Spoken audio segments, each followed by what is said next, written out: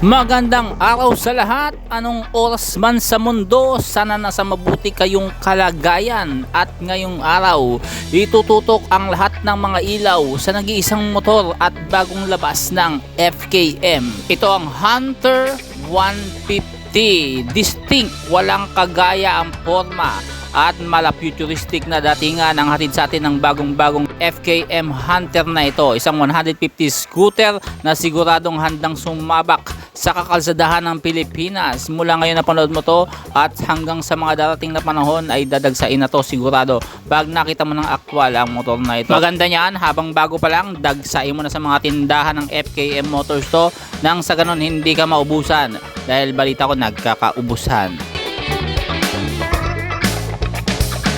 Alright lang.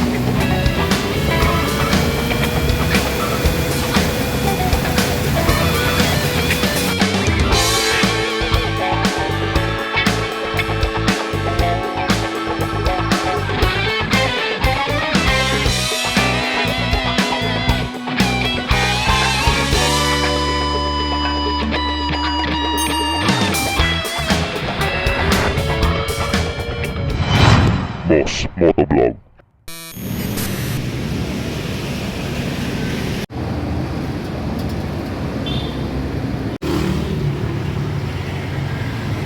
Okay, ngayong araw itututok natin ang lahat ng mga kamera at liwanag dito sa bagong Hunter 150 ng FKM. Hindi natin lubos akalain makapaglabas ng ganitong ang isang Singaporean kuno brand, pero ang makina gawa sa China. Itong ganitong klaseng motor na kakaiba, futuristic at very distinct ang forma na wala kang makikita sa kalsada, kundi ito lang. Kung magkakaroon ka ngayon, well, kumbaga angat na angat ka na agad sa kalsada. Yung pagkakahulma at forma nito, hinahanapan ko sa ibang branch, hayaan nyo sa ibang video. Pag nakita ko kung ano kamukha nito, sasabihin ko agad sa inyo. Pero ngayon, tingnan muna natin ang kanyang tindig at looks. Sa kulay nito mga bossing na color green, napakaganda. Meron ding isang kulay na kulay puti, pero mas angat sa akin yung color green, para siyang automatic scooter ng isang Kawasaki. May combination ng BMW sa kanyang front headlight assembly. At pag nakita mo ng aktual, talagang mamamangha ka sa body line ng motor na ito. Hindi lang forma at tindig meron ito, dahil ito ay may mga gulong na pang semi off-road yung kanyang gulong. Didos ito na makakapal, kaya pagka ganito yung motor mo, ayos na ayos ito pang touring. Square type yung mga turning lights nito, pati yung mga tail light niya, LED na lahat yan. So tamang tama, sumbaga naging proportion naman sa concept na square type yung pinaka body line din ng motor na to. Pagka naglabas ang FKM ng scooter, sigurado ready top box, meron na yan. Kumbaga ilalagay mo na, hindi ka na kailangan ng mga bracket pa. Itong Hunter sana ginawang 3D emblem na para mas nadagdagan yung kanyang premiumness. Pero okay na rin yan. Meron siyang double shock sa likod. Dalawa po yan, no, mga bossing. Naka disc brake po sa harapan. Disc brake din po sa likod. So ayos na ayos. 150cc double disc brake. At meron siyang fog light na rin mga bossing. LED na po yan. At yung mga turning lights sa harap, ganun din po. Naked handlebar at yung mga buttons andyan, very basic. At yung stock na side mirror, maganda na rin siya, no? Kumbaga kahit stock siya, maporma na rin. Sa kanan naman ang yung ignition, mga buttons para sa ilaw mo. Kung gusto mo nakapatay ang ilaw sa gabi o nakabukas naman ang ilaw sa umaga, depende sa'yo. Pwede mong i-off at i-on yan. At yung kill switch nandyan din. At dito sa dibdib makikita mo ang iyong chassis number.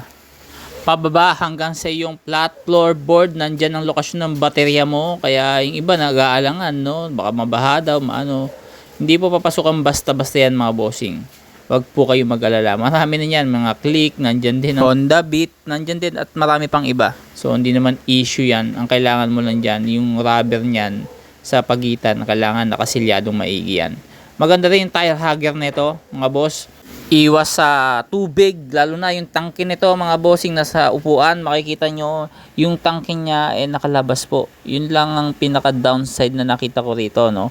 So tinukto ko na tangke siya, wala man lang siyang defense na parang nakatakip man lang, wala po.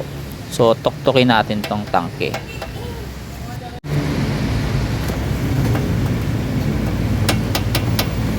So yun, narinig nyo naman, latang-lata, walang depensa. Oh, sorry FKM, pero kailangan malaman ng mga viewers ko to. na kung bibili kayo nito at ang daanan nyo palagi sa palengke ng isdaan, sigurado mabilis kakalawangin ito. Kahit sabihin mo may tire hugger po ito, no? Ang tubig pag tumatalsik po, mahalayo po nararating yan. Minsan maabot ng helmet yan eh. So ito napakababa pa ng lokasyon. Kaya kailangan kung bibili ka nito, mas maganda takpan mo na, agapan mo na to. Kumbaga, o kaya naman pinturahan mo, may pintura na talagang hindi kumakapit basta-basta yung tubig, hindi nag-absorb, maganda yon. O kaya naman takpan mo, ikaw na bahala kasi ayun nga, sa gaya ng nakita nyo, nakalabas po talaga yung tangke niya. Syempre, pagka nakalabas ang tangke, ang sunod niyan, aksidente.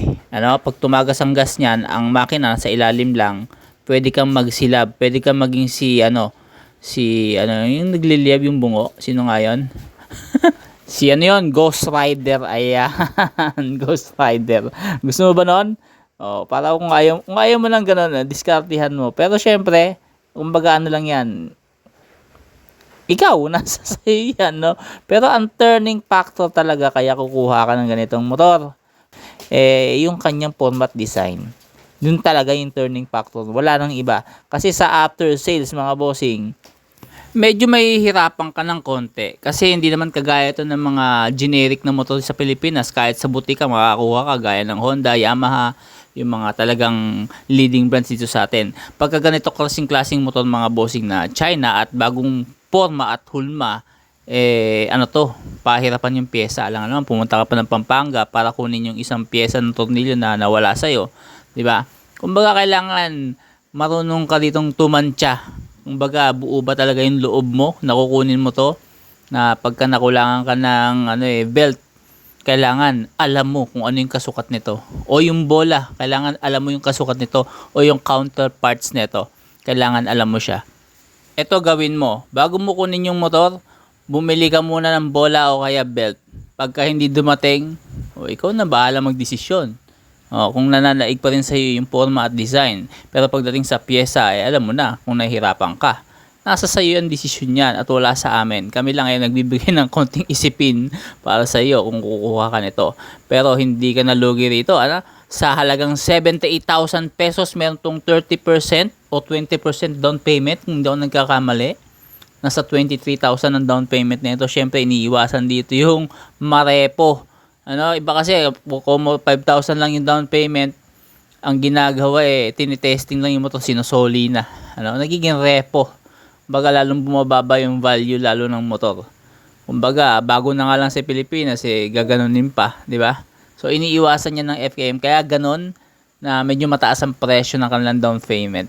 So, wala namang issue doon, kailangan lang talaga maging responsable ka kung kukuha ka nito at wala nang solian. Kung susoli mo, medyo talo ka kasi ang taas ng dinaon mo, di ba? May reflectors sa magkabilang gilid at iyan ang size ng mga gulong. Tubeless na po yan. D12 po ito na makakapal. Tire hugger na talagang sinakop niya na talaga halos yung buong gulong. Meron siyang dust protector sa inyong front shock para iwas alikabok yan sa mga shocks natin para matagal ang buhay. Square type na reflectors. Square type din ang kanyang tail light na LED. At ang inyong tapakan ng angkas, ayan. Di ba? Pipindutin mo lang, lalabas na siya. So, papasok mo, ganun lang. Napaka-basic. Parang sa mga Vespa na modern. Ganyan po siya. Siyempre, of course, 150cc na may gulay board. Laking bagay po niyan. Laking bagay lalo na sa Asian market. May ilaw din sa may itaas ng inyong windshield, mga bossing. Ngayon ko lang nakita may ilaw pa. So, hindi ko lang alam para saan to. Siguro para sa daytime running light na rin. So, sana ma-test ride natin to, no? Magkaroon ng test ride dito sa Imus para mabigyan ko kayo ng ride impression. Sa ngayon, first impression o yung looks pa lang talaga at yung specs ang maibibigay ko sa inyo. 150cc, 2 valve, single cylinder, air cooled. Hindi po kailangan ng 4 valves dahil nga ito ay pang touring. So, pang touring, pang malayo ang biyahe, hindi siya designed for speed, kaya hindi niya kailangan ng 4 valves. Sapat na yung 2 valves dito. At ito po ay fuel injected na rin. Kung hindi ako nagkakamali, pakilagay sa comment section kung fuel injected o carburetor. So, wala namang issue kung carburetor o fuel injected. So, konti lang naman diferensya niyan. Naghihilahan kasi yan. Kung fuel injected, syempre, ma-maintenance. Kung carburetor, less maintenance naman. At naabutan pa nga natin inilabas ang puting kulay naman nitong bagong-bago ng FKM. Dalawang kulay po kasing nilabas nito mga bossing. Etong puti at yung green. Ikaw, ano ba napupusuan mo sa kanila? Ako kasi color green, mas maganda para sa akin no? Pero parehas lang din naman ang ano yan, specs.